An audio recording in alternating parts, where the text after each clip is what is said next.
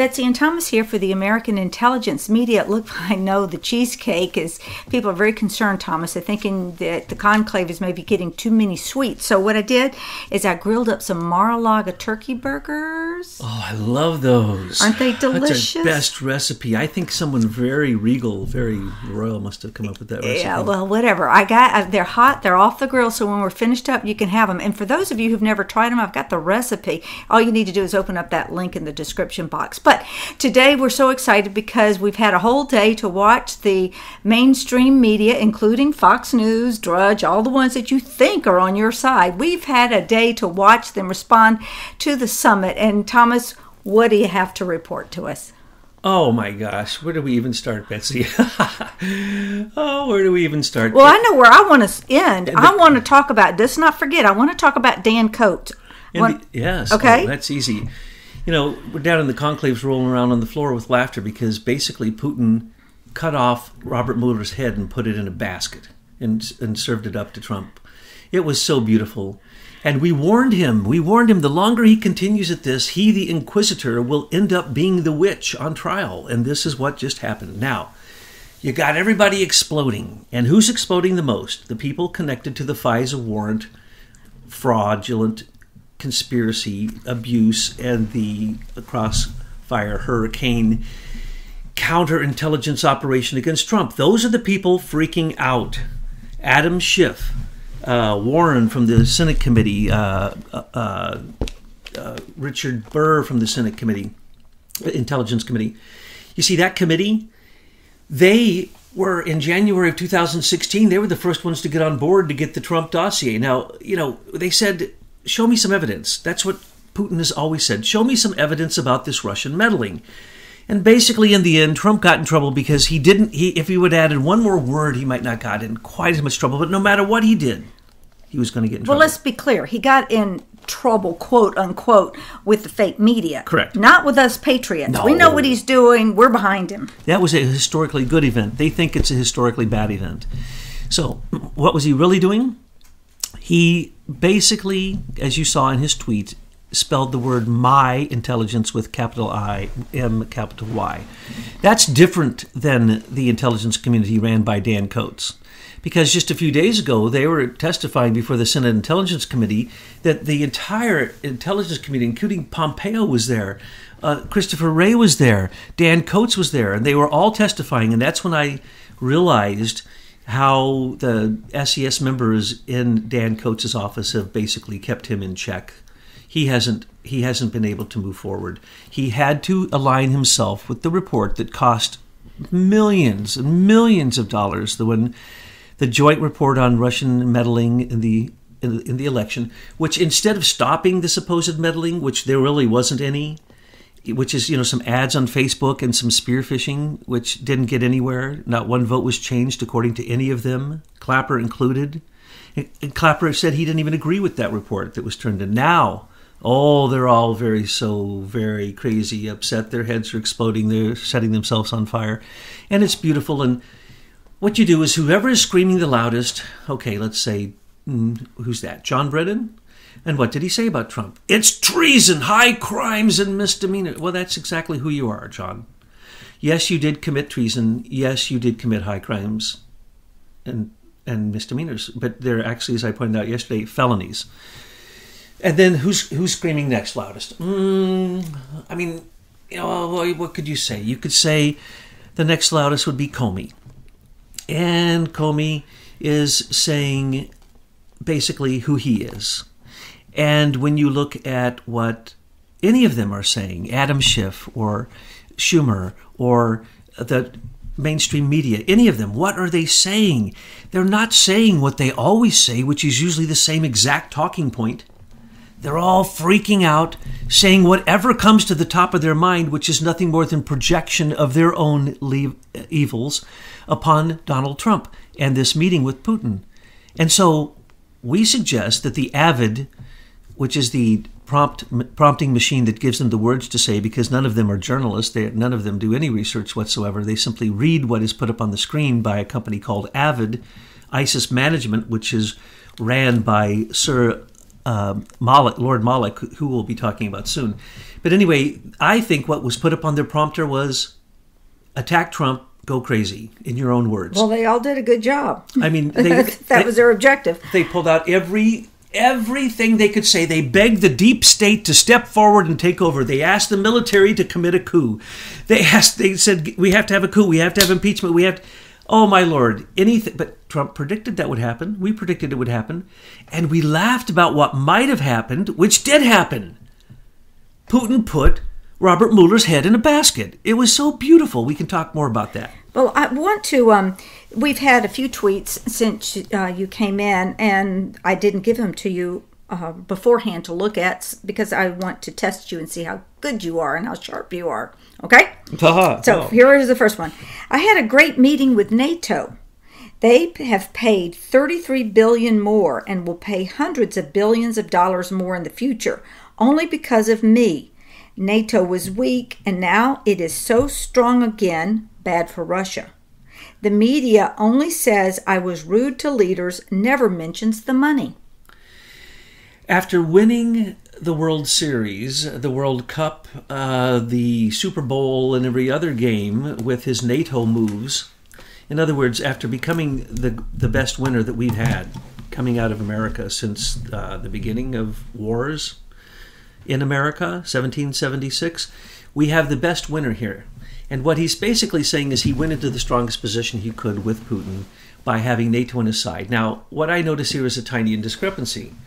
34, 33, looks like of the 34 billion promised, 33 came through already. That means one more billion in the money that they promised him in the morning. And the other 266 billion will be coming along nicely. Thank you very much.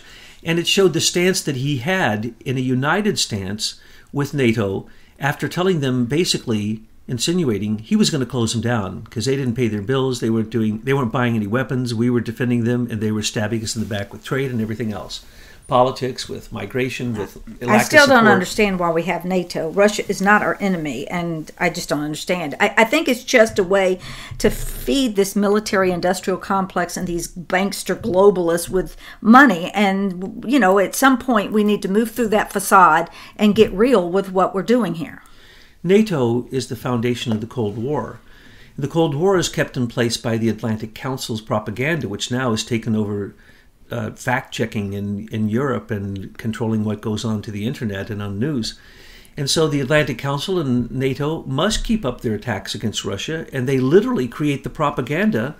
Let's look at who's involved in the stuff in America. That would be Alexei Chalupa and Dmitry Alperovitch, both of whom are on the Atlantic Council. Both of them were the inside agents for the supposed hacking of Russians on the DNC. Now, I want to just point something out. Now, I've said this many times before. You can look it up on, you're going to correct me, Patriots for Truth, go to the search box. Is that right? Well, it depends on what you're looking up. And put in Michael Alperovitch. Oh, you can do that at aimfortruth.org. I think that's where most of Alperovitch articles are. Okay, Michael Alperovitch is Dmitry's dad. Dmitry was Obama's number one cyber warfare guy, both military and corporate, the entire time he was in office. Okay, Dmitry is completely crooked. He's the only one who ever looked at supposedly the DNC server, and this is what's under question. I like what Putin also said. He said, "Don't look at the content of the WikiLeaks breaches. If you look at the content, you see the clear collusion." And the collusion is not between Trump and Putin. And so had Trump used the word collusion when he said that he chose to, after his intelligence, Dan Coates and his intelligence community, National Security Council, showed him what evidence they had, he still hasn't seen any evidence. And by the way, that article is Russian Hackers Found, and I will have a link to that inside the description box link. Mm-hmm. And so then he says, well, so as far as I can tell, I would have to more or less agree with Mr. Putin that there's no evidence. And had Trump gone into it like Putin went into it, the Concord Catering evidence, Putin said it'll be decided in a court. Right now, Concord Catering's lawyers are beating the snot out of America through the Mueller special counsel indictments against them and the 12 Russians that were the Russians that couldn't be found in the first set of indictments against 12 Russians, and there was a set of indictments, 13. Hey, look who just walked in. Oh, good. Hello there. Hi, Hey, Michael. Hi, Good to guys. see you. Welcome. Did you try out one of those Mar-a-Lago turkey burgers I have out there? Oh, no, I haven't tried Oh, it you yet. got to try those. They're great. How many pieces of cheesecake did you have? Tell us all here, right now, I'm before not the gonna world. admit it. No, he's just Not going to coffee admit it. drinker. You're smart. I love cheesecake. And how many cups of cappuccino coffee, or This is my first cup. first cup? Yes. We'll get warmed Okay. up, because I'm really upset. Because what we've been seeing is the thing that we have been talking about for so long. We have been revealing the very things that Putin and Trump talked about there at the podium, because the stupid MSM, mainstream media, kept asking only stupid questions about Russian meddling. I like the question, Mr. Putin, do you have dirt on Trump? Was he supposed to say, yes, I do. I have it right here. Here in this folder. Let me give it to you. It's called the Christopher Steele dossier. Let's remember, if there's going to be any facts, if there's going to be any evidence, let's just look back at the evidence. The evidence was Comey presented out of the 36 pages of the Steele dossier, which was formulated with Ukrainians, Russians, Britons, and other spies. Stephen Halpern and all those guys. Okay, what was in that dossier? If that's the evidence, and someone read that and thought that was evidence, you're just stupid. Please, I beg all of you, read the dossier. This is what got the FISA court warrant on Carter Page. This is why they had complete surveillance of the Trump team, and they ran a counterintelligence operation against him, not an investigation. Even the Mueller special counsel investigation has no crime. There's no crime stated in the intent of the investigation. Okay, that's all great because our audience knows that. Let's talk about the fake news people going crazy. Did you see any of the audios, Michael? Well, I listened to quite a bit coming up. Yeah. And it just blows my mind how much unison there was, total negativity. I was so thrilled to see our leaders sitting down and talking. I totally agree with what Trump said about, hey, we've got to, I forget his phrase, but it was classic. I choose peace basically over politics. And man, you want a leader that does that. You don't want a leader that's out there shaking the weapons at every turn and feeding all their buddies in the deep state. No, we don't want that anymore. I don't know, Mr. Putin, totally different person. He emerged at one of the most turbulent times in Russian history, and that history goes back thousands of years. So, I don't know what I don't know about how things are going in this Russia. I keep wanting to say Soviet Union because he still reminds me of those days. And everybody's had to live through that. They've all had to live through all that karma. And so I'm not going to judge that totally, although I do know a few things about it. And he may have frisked me at the Leningrad airport years ago. But besides In that, a professional way. in a back room. Yeah, really. So you've had more relations with Putin than Trump. No, I don't know if it was him, but if it wasn't him, it was one of the people that worked for him. That we do know. Anyway, this whole nonsense that you're going to discourage peace talks among leaders of the two most powerful countries in the world is beyond belief. And we're seeing it coming from all of these leaders, the Democratic Party, the Rhino Republicans. It's really telling who's coming out in unison against this whole effort to find peace and stop war. Everyone is beautiful. One newscaster said, "Oh, it was so awful. The next thing, I guess he was just going to put on his jammies and climb under the covers with Putin." Well, I don't know what they were watching because I was watching two professional people who were speaking very calmly, very seriously about a serious situation in the world. I mean, why wouldn't we want that?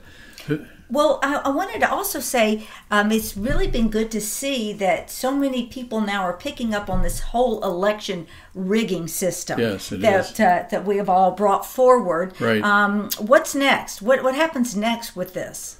Well, we've got a group of people that are working on an article about Lord Mark Malloch Brown, because he appears to be one of the people that's driving this ability to bend elections worldwide, and they've been at it in the U.S. for a lot longer than we thought. And now it's coming out, all the information is starting to come out about all these election machines, and specifically what modules in these machines can be hacked.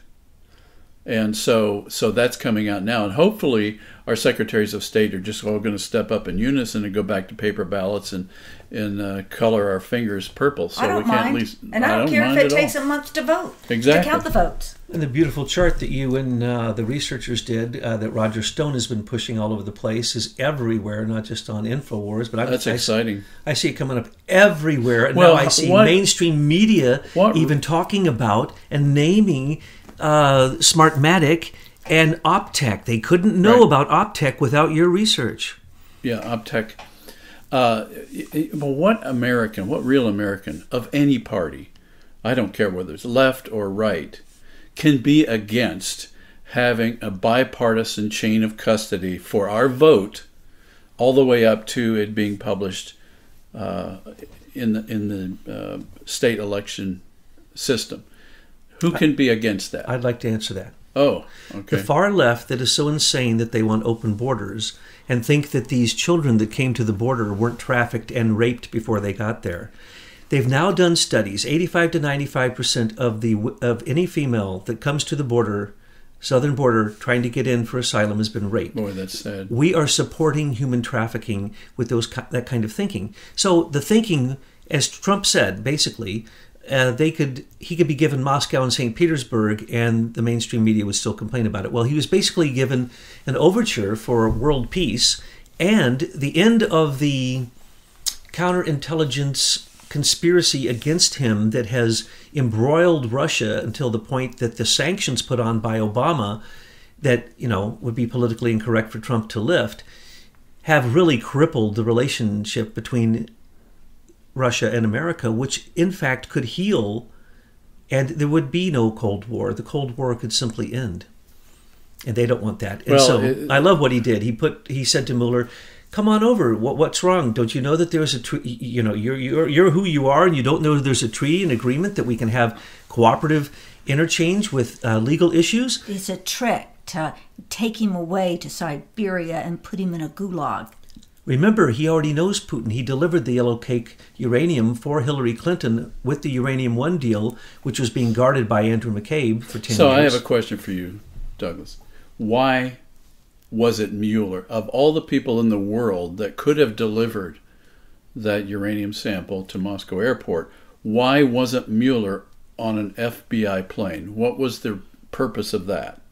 They could have sent it through FedEx. No, it had to be Mueller, because there was a deal going down, and once this was tested, when he left, the deal was done, and Hillary got $145 million through Uranium One board members and other board members connected to Uranium One, and Bill got $200 million from Frank Giustra into the Clinton Giustra. And he got his $500,000 speaking fee in Moscow for an hour speech. Yes, and so it was a done deal. I'd love to have that gig. Mueller did the deal for Hillary. It was done there, and he broke every single international law concerning enriched uranium crossing borders, and it had to be him. And if you know the story, you know that he hemmed and hawed. That was because the deal was still being wrangled with how much Hillary would get and how much, and Putin wanted to know that the Uranium One he was buying, the uranium. Yes, but anybody could have brought that sample over. Why was it specifically, I'm asking specifically, why was it Mueller that had to be the one to deliver it? That's always baffled me. He's not the step and fetch it boy. He was doing the deal. He was cutting the deal? He was cutting the deal, finishing the deal for Hillary. After that, she immediately her and Bill got paid $345 million almost instantaneously upon Uranium One's passing CFIUS, that was the second time, because before that, Eurasia sold it to arms. We looked at that, and it went through CFIUS because it was our neighbor, Canada. Why is Canada buying more uranium from Kazakhstan? That's just stupid. So why would we allow Frank Juster to do that? Why would we allow him to sell it to Rosatom, which is Putin, when Putin has all the uranium that he wants, because it was Oak Ridge uranium enrichment plant used here in America to enrich that uranium, and then they snuck it out through the port over to Windsor in Canada, and then gave it to our enemies. They have plenty of uranium. What's your thought here? The reaction yesterday was so uniformly negative about Trump speaking with Putin, but you're saying, and I happen to concur, that Putin was actually working for Hillary and Podesta and all those people back then. What's the freak out? Is it because all of a sudden one of their bunk buddies is turning and jumping to Trump's side? Is that what they're worried about? Yes, but also what happened yesterday just decided the fate of the 2018 and 2020 election. Because now that he has exploded it and it's been laid out on the table, you would have to be one of those people you're talking about that could believe in World War III instead of peace, to not say that what really went down was a challenge to Robert Mueller. If you are in any way ethical, come on over and interview these people you say that you've indicted. Right, that was beautiful. And we're going. And by the way, can you help us go after Bill Browder? Now, what is Bill Browder, and why did he mention George Soros in the same breath with Bill Browder being an American and Bill Browder being a Brit? A few people got what he was really saying there. Right. First, what he was saying was $400 million came to Hillary's account for which would be, of course, a fraudulent election campaign financing, which we know happened a lot, but now we're talking $400 million. Well, that's a significant amount of money. No, not really. The DNC server... Not for these people. No, they're moving trillions. George Soros gave $2 billion to Hillary Clinton during the election, and Bill Browder's money was probably part of that $2 billion. It all went into the Democratic National Committee server. That's the reason Putin keeps mentioning the server and saying, look at the content that was taken from that. And then you'll see, as we have pointed out again and again, in December 2015, they said, oops, we did an analysis, and Uranium One will take Hillary down. She will not get elected because of it. And oops, 2 days ago we had a breach. We had a breach from both sides of our server, the part that handled the election and the part that handled the financing with Seth Rich just happened to have access to both at that time. Douglas, can I interrupt you there? Because one of the things that maybe non-technical people don't realize is the idea of whoops, we had a breach is so stupid. So stupid. Anybody that's trying to secure their systems is not going to go, oops, we had a breach. It's not the way breaches occur on systems that are really being secured. And this whole idea that, oh, I'm sorry, well, okay, we lost all of our data. Isn't that too bad? It's obvious to anybody in technology that they were being allowed to have access to those servers. It wasn't an accident. They were allowed in. They probably had the keys. And that's probably what they want to hide in the logs, is the fact that these people just logged in just like they were doing with the Awan brothers and Hillary's server and everything else. They were selling it to the highest bidder, and likely Putin and all his people know that. And why wouldn't they buy it, right? I mean, if it's being offered to you. Yeah, that's what they do for a business. Now, and I know you want to give an answer, but can we tie this into my questions about what's going on with Dan Coates and this intelligence stuff? That's where I was going next. Okay, well, just to make sure. Excuse me. As we told you before, we do not know and haven't seen the evidence that Dan Coates has done what Trump gave him as a task to have done by the end of January, which is guarantee to the President of the United States of America that no American is being surveilled. Now, as we told you recently and keep telling you, Trump can see on the news, every American is being surveilled. You're also having subliminal programming in every single thing you're watching. If it's for influence, or if they want you to buy something or think something, even if your phone is turned off, it is still emitting subliminal messages. It's even worse than that. The newer TVs, the screen itself is actually the camera. So Dan Coates, he came back and, what was his report? We suggested to you at that time that Trump then went to 2 different agencies because he found out that the entire 15 of the 17 agencies had been compromised. And so we're not going to tell you about all of that, but we told you that he works for the United States Office of Intelligence Analysis and U.S. Marshals. And that's because that's in the news. You see it happening all the time. You have no idea who he's put sanctions on. I would tell you, he has put sanctions on people in our own Senate and our own Congress. He has put sanctions on people that you can't even imagine. And so what is really going on there? It's the end of the intelligence community's control. So Dan Coates didn't do his job. So Trump is now having to do it behind the scenes. That's why he said, my intelligence. He didn't say the intelligence community. He didn't say the 17 agencies of the intelligence. He said my, M-Y, intelligence. And that comes down to, we know where he gets his intelligence. But yesterday, in yesterday's audio, you talked about where this intelligence group could be.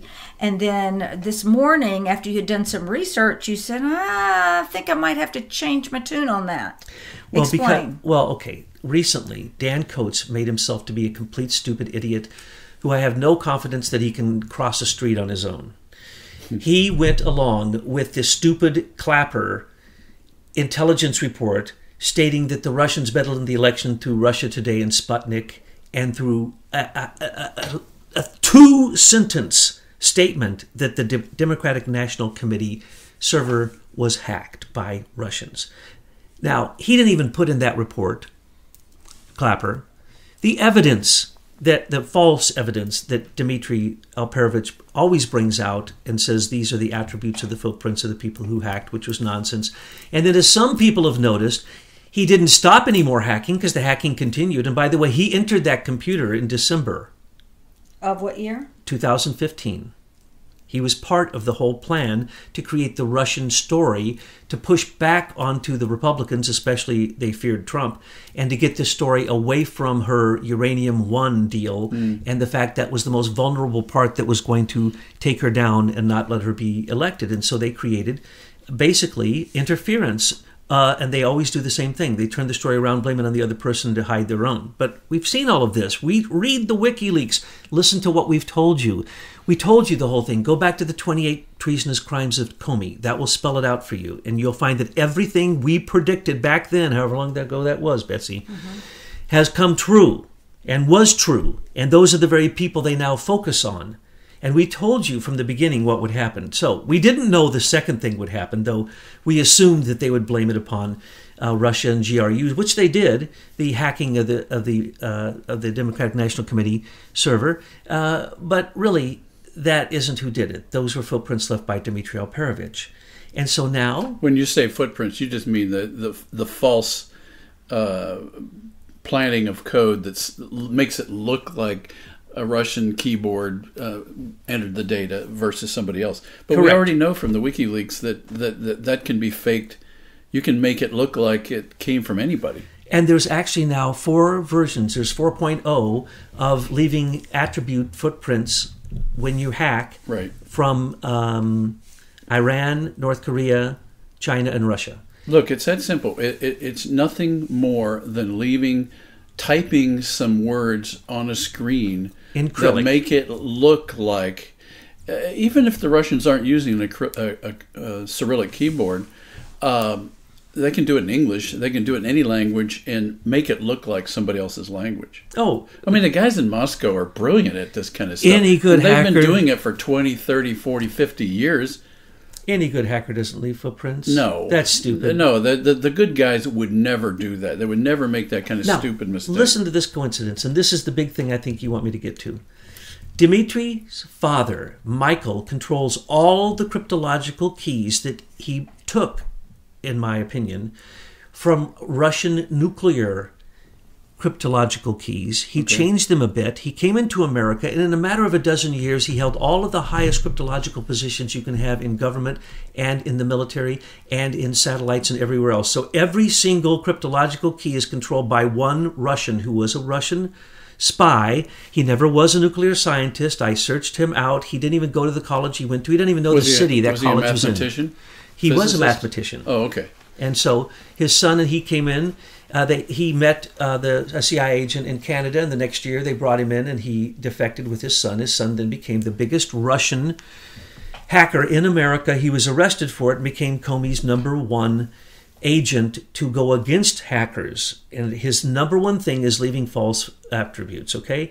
This is who they hired, CrowdStrike, and Sean Henry, who was the head of the cyber division of the FBI, I believe. They hire these crooked people to come up with crooked attributes. No one ever looked at the server. If they looked at the server, they would find out Bill Browder's donation of $400 million and the other probably $1.5 billion given by Soros, because $2 billion was given to that to the DNC because Soros came out and bragged about it. Okay? Others bragged about it, and it's in the WikiLeaks. So that's the reason they'll never be released. But who had access to that?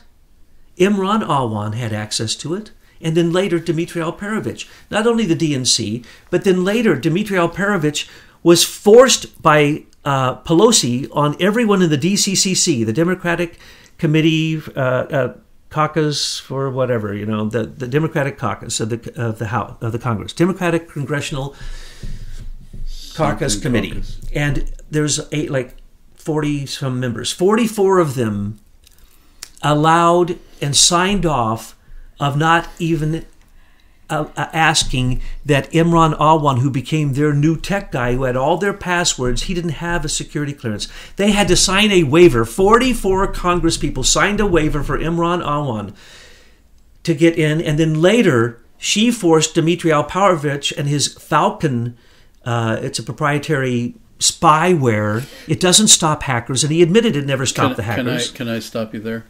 The fact that they allowed the unvetted Pakistani, the Awan brothers, to run that server is an indication to anybody in technology that they weren't even paying any attention at all to security. So therefore, whatever was going on that machine was fair game. They knew it was fair game, and that was the plan. It had to be that way, because even somebody in his first year of computer security school is going to do a better job than they did. But like I always say, it was made accessible for the right price. They would point you to the right password, and everyone in the world knows our secrets except Americans. Right. It would probably not have been a password, but have been a port that would be a special port that if you knew where the number on that port and you had a user ID and password, you could get in. Xavier Becerra had it in his office. And then when he left, that office was empty and it sat there. The Capitol Hill Police said it was there. The FBI said it was there. And then it came up missing. Well, when we say server, we're not talking about a lot of equipment, even for a lot of data. We're talking about a box you could put under your arm. We have pictures of it. And the IT people who hated set it up on a desk. You could plug an Ethernet cable into it, and there's the server for the whole world to come and get. Now, this is the question that William Binney keeps asking, and nobody will give him the data to check.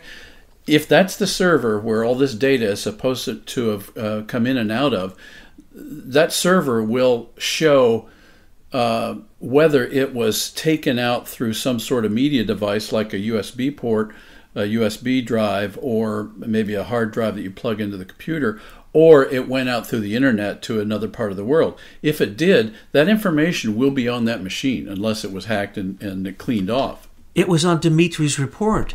And so you have all these experts looked at that, and they said the speed of the information demonstrated that it had to be a breach with somebody who had a password. Like a USB it could not port. have been hacked, period. It had to be a USB or whatever, some memory the device. Password's not the key there. It's what kind of memory device was used and whether it was, what port was used, whether it was on the machine itself or whether it went out through the connection through the internet, which is HTTPS, which everybody sees.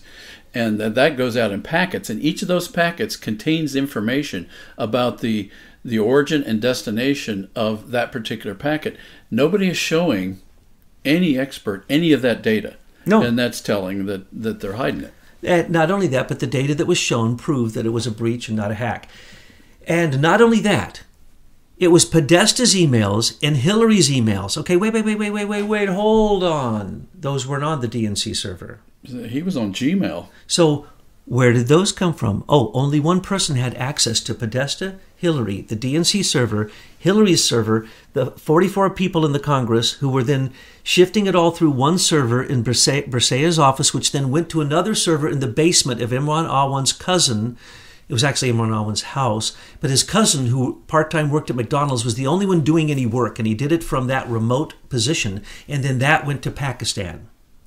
Yeah. And it was sold to everybody on the way, because as you say, anybody who had the password had access. There's no work to do. You stick the machine in the basement, you run a computer cord to it, and you make sure the power is on. Oh, I mean, that's it. There were 5 Imrans. Imran's gang had 5 people in Congress. One of them was his wife. They didn't show up to work, and they made as much as a congressman. And they had, I forget how many, 2,700 security violations where Imran signed on for them. And then when Imran signed over to his cousin to do this work, that was a security violation. Imran didn't do any work. We need every name of every congressperson who allowed that to happen, because those people need to go right to jail. Trump calls this the Pakistani mystery man. And it was they let this happen. It was Rahm Emanuel who came in and saved him, and his father in Pakistan. This is well known. Debbie Wasserman Schultz intervened again and again, and no one knows where this server went or the one that was in the basement. Where is the responsibility for the person who has the responsibility for their data? That's the congressperson. That congressperson ultimately is responsible for their own security. This blaming of this Pakistani guy, okay, fine, I get it. You want to find a scapegoat. But the fact is, each one of those people is individually responsible for the security of their data because they work for us. And if we don't do something about it, then it means that security in Washington is really a non-issue. They're going to throw their hands up every time. Oh, I'm sorry. Oh, geez. The guy came in and he just did some stuff. I don't know what he did. That is so... These aren't leaders that do this. Debbie Wasserman Schultz pulled the race card and said that there's no need, just because they're Pakistanis and they came over on a lottery system, there's no need to check their background. That means they're SES, and they were probably trained through the Clinton SEI. There's a lot of good Pakistani IT guys. It's not about their race or their ethnicity. It's about what they were doing and when they did it, and are they responsible for their own conduct. Well, yeah, the Awans are responsible for their conduct, but so are the senators and congressmen. I guess it's all Congress people. They're responsible for their own data in the end, and they are the ones that should be held responsible, and stop all the scapegoating. Now, the other two things are DC leaks and Guccifer 2.0 that are part of this. Guccifer 2.0, as we said from the beginning, wasn't even someone buying the information from Imran. It was actually a very bad CIA operation. And the reason we know that is because they went onto the internet, got things, and made fake documents and made it look like these were part of the WikiLeaks breach, which they weren't. Compare them. They're different. So we always told you Guccifer 2.0 would eventually be said to be a Russian. And they confused the fact that Guccifer 1.0 was Romanian. Well, in the dossier, they refer to Russian hackers and those Romanian hackers. So that's why they at first said Guccifer 2.0 was another Romanian because of the Steele dossier. And now they say he's Russian, which is they changed their tune altogether. Then they said that the DC leaks prove that this was Russians there too. No, that was stuff directly from Imran. So you have to separate those two things out. Well, I want to know, was the information accurate? And I've never heard anyone say that it was not accurate. And therefore, however we got it, which seems to be the witch hunt, the diversion, the fact is nobody has said that data is not true. We're not focused on the right subject. Who was it said that? Trump or Putin? One of them said that yesterday. Said it. He insinuated. He says it's not the server. It's what was on the server. Exactly. And then he brought up Bill Browder and his $400 million to Hillary, and brought up George Soros all in the same breath. Remind me again, where did that $400 million come from? that was stolen from Russia through the Hermitage Capital Management by Bill Browder. He was an American when he made that money, when he did all those deals. You know, when the big bankers go over, they make deals, they get 27% of the deal. Big bankers. Brokers. And then, crooks. And then he didn't pay taxes, so he dropped his American citizenship, became a Briton, UK, British, and so then he became one of those Russian oligarchs. He took the 1.5 billion out of Putin's Russia, which you don't do, especially if you're an American who just turned Brit. So Putin hates this man. And the Magnitsky Act is because Magnitsky was his crooked accountant in Russia. So Putin always does this. He grabs the oligarchs, throws them in prison, tortures them, gets the numbers where the offshore money is, and then he goes after them. And where are they always? Where are they always? Two places, London and New York. London, yeah. Always, and usually London. And then he goes after them. He's going after Bill Browder. So he says, reciprocal, send Mueller over, I'll give him whatever he wants. And please give us the information on Bill Browder that we'd like so that we can, in fact, he's already been convicted in a Russian court, and he needs to be, of course, he needs to be taken back to Russia so he can be prosecuted, but he's being protected in London. The interesting thing is that what Putin suggested is a law, a treaty on the books, as opposed to the special counsel provision that is being used as the justification for the special counsel within the Department of Justice. That's a much lower level of authorization than what Putin suggested, so therefore they ought to move to that immediately. So what we're seeing here is the attempt at a regime change in America, a Soros color revolution, a coup d'etat, the Crossfire Hurricane counterintelligence operation turned into the Mueller investigation, which is an attempted coup, is now being foiled by our supposed enemy, Russia. Because why? We told you from the beginning that when they came out with, the 12 Russians, at first it was the 13 Russians and the 3 companies. You find out 2 of those companies don't exist. They didn't even exist in the years that he charged them and indicted them for. One of the companies did, and they had nothing to do with those people. And everybody says that. So he had to hide that. So then he came out with the fake reports, which he got all of, if any member on Trump's cabinet did not say that the Senate intelligence investigation into Russian meddling was correct, that would have caused sheer hell. So Christopher Wray, Pompeo, Coates, all of them said, oh no, that report's correct. RT and Sputnik are evil and they meddled, but really they didn't change a single vote. But when that happened, what he also said, and this is the key factor I've been trying to build up to, the reason Coates said our infrastructure is completely vulnerable is because they're all built upon the crypto codes of Michael Alperovitch. I've been warning people about this since we first heard. And by the way, they don't have to be. They are that way because whoever's making those decisions wants them to be that way. It's just engineering. It's just software code. It can be fixed. And that's a great place to end this audio and pick it up for a whole new look. So we get dessert? Yes.